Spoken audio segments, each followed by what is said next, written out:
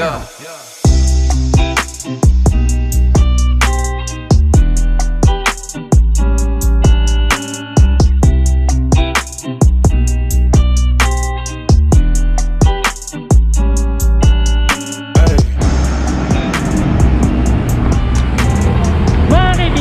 Magandang araw po sa inyo lahat. Absolute Ruan ho. At tayo po ay nagbabalik sa lungsod ng Maynila. Mga kaibigan, nandito po tayo sa very iconic and very historical Jones Bridge. At napansin ko po, meron po tayong mga ilan sa ating mga kababayan ang nagpipintura ho dito sa Jones Bridge. Kaya mga kaibigan, silipin po natin. Ito po yung area ng Loton. So dito pala makikita nyo na ang bagong pinturang Jones Bridge. At almost a year na rin mga kaibigan simula ito'y binuksan sa publiko noong November 2019. So kaka 1 year lang itong November 2020. At ngayon po bagong taon, bagong pintura uli ang Jones Bridge po natin. Umpisa pa lang ho dito sa may babaan ho dito, Loton area, paakyat ho ito papuntang Binondo. Dito pala makikita nyo pinturado na. Kasi nakitang kita uli ho yung mga disenyo. Ito po yung coat of arms po natin, coat of arms ng lungsod ng Maynila. At ito, napakaganda. Sa kabilang side mga kaibigan, nakikita ko hindi pa ho pinturado. Dito pa lang ho sa may kanang bahagi. Kung papunta ho kayo ng Binondo, nasa kanang bahagi po ng tulay. Pinturado na ho dito. Yan, litaw na litaw. So dito sa hagdanan, tingnan natin.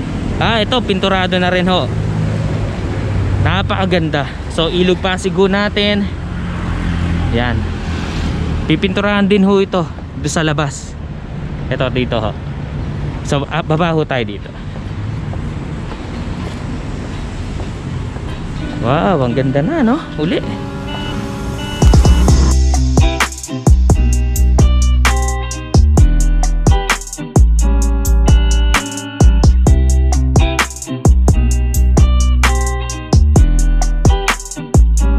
Okay mga kaibigan, lakaduli tayo at napansin ko, yan po yung mga ilan sa ating mga kawani ng lungsod ng Maynila. I think mga engineering department ho to na nagpipintura ho.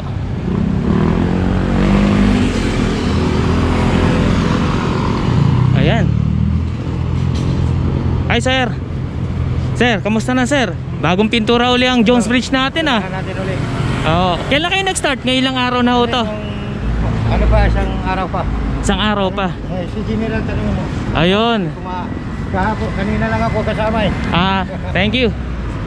So kayo nagwawalis ho dito? Para pinturahan nila. Pipinturahan din ho to? Ayun, pinipinturahan. Yun na. Ayun. Para Bukod po pala dito sa ating bukod dito, pati itong flooring ho natin dito. Maraming salamat sir ha. Nako. Sir,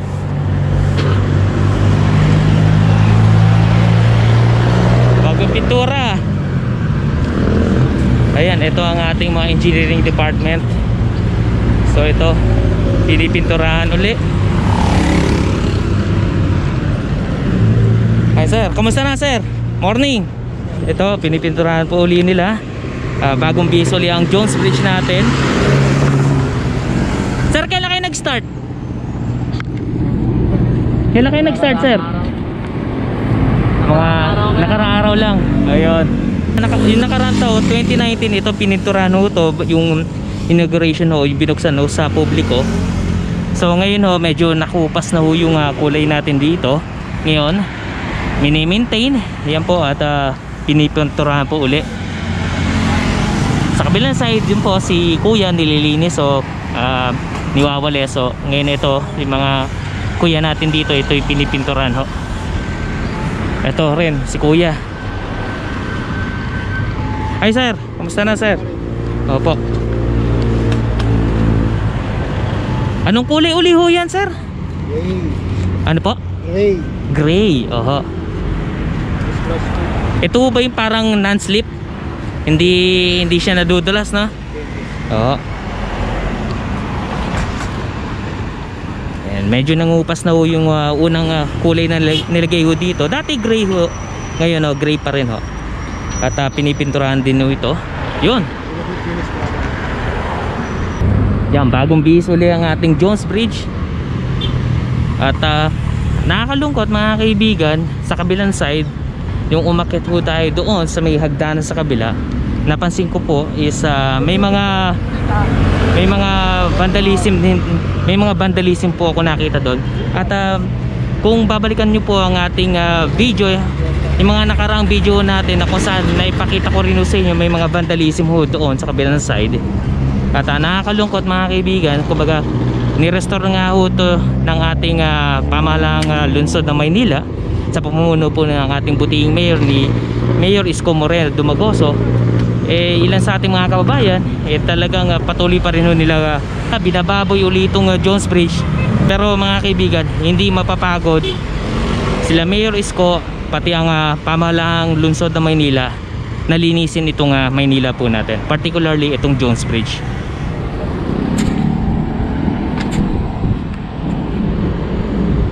Ganda, maganda na uli ang kulay. Tsaka pansin ko doon, kuya, may mga vandalism ho doon sa kabilang side, ang dami. Pupunta ko nga ho. Kaya pati yung vertical garden natin dito pinipinturahan natin mga kaibigan. Yung center island ho natin,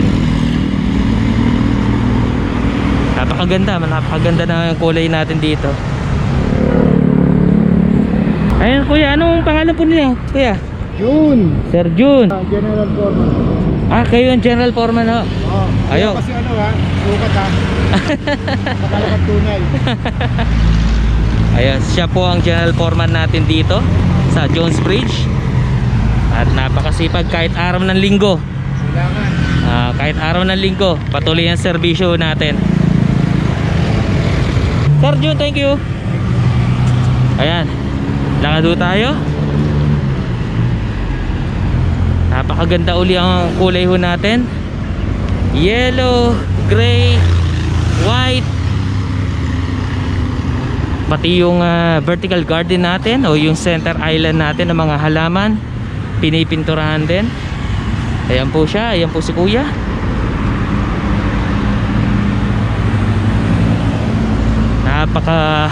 Napakaganda na po.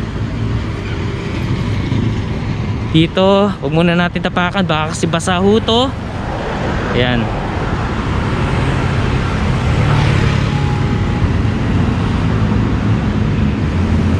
Ito naman si kuya, nakatoka siya doon sa may kulay dilaw. Doon siya nagpipintura. Ito mga kaibigan, pababa na po tayo ng Jones Bridge, Escolta Street. Yan na po. At napakaganda. Yan po yan. At pupunta tayo dito sa kabila mga kaibigan. Titingnan natin. I think nag-i-start na rin po pala sila doon. Tara. Mga kaibigan, ito na po ang Escolta. So iilalim lang ho tayo dito sa may tunnel. Tagos ho natin dito sa kabilang side ng Jones Bridge. Sana pangalagaan po natin itong Jones Bridge. At sana huwag naman po natin babuyin. Tara, akit huli ho tayo dito.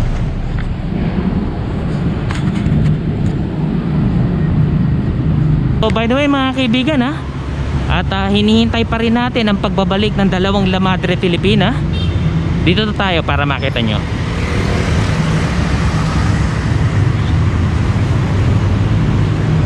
So makikita nyo mga kaibigan, nakaabang na yung dalawang pillars ho natin. Yan at na-feature na rin ho natin sa mga nakarang vlog ho natin. Kung na-miss nyo po yun mga kaibigan, sa mga La Madre Filipina vlogs ho natin, yung pinaka-latest ho natin, I will link that video dito sa description box below. Check nyo lang po. Nakaabang na ho yung dalawang pillars sa pagbabalik ng dalawang La Madre Filipina. Sa mga nagtatanong kung nasaan po ba yung mga dalawang La Madre Filipina na natitira, ito po ay located pa rin sa Court of Appeals sa may Ermita, Manila. Kaya nasa under negotiation pa rin po mga kaibigan ng Court of Appeals pati ang LGU, sila Yorme Isko.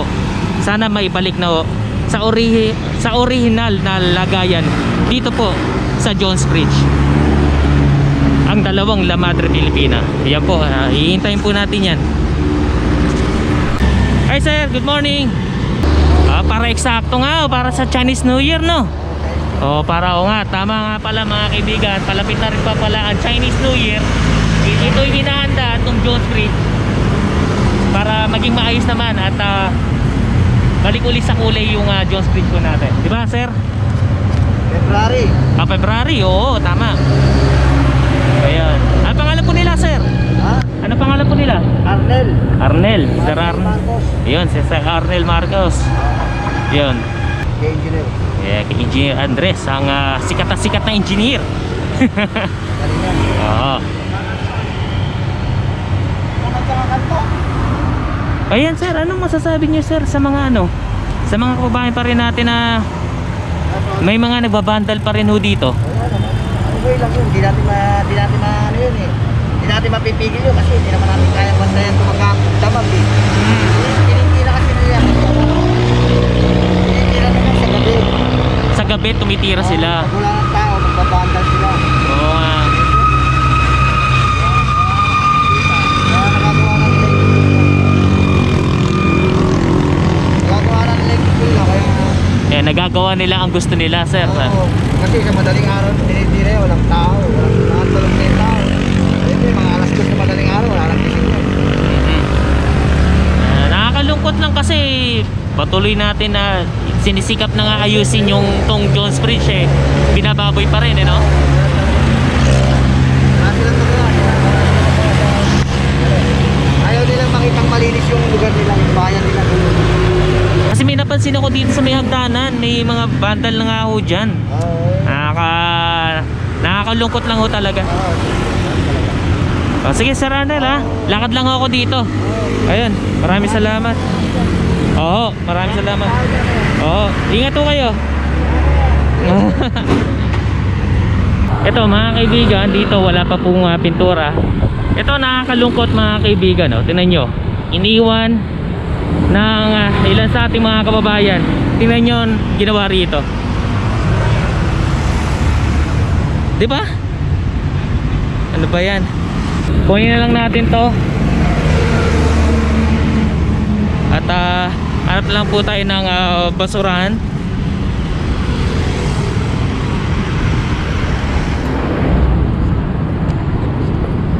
I think meron ako nakitang basurahan dito mga kaibigan.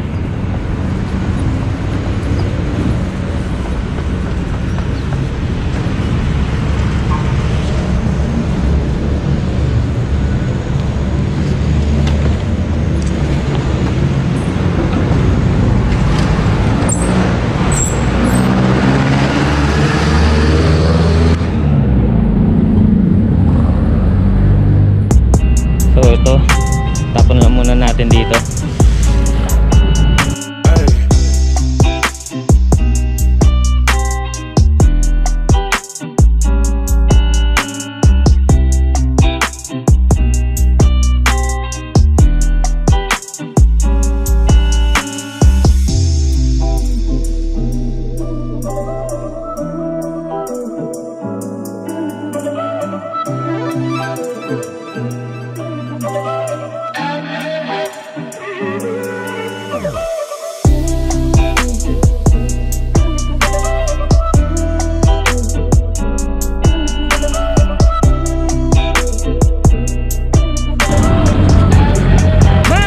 Maraming salamat at sinamahan niyo po ako sa panibagong update po natin dito po sa lungsod ng Maynila, particularly dito po sa Jones Bridge.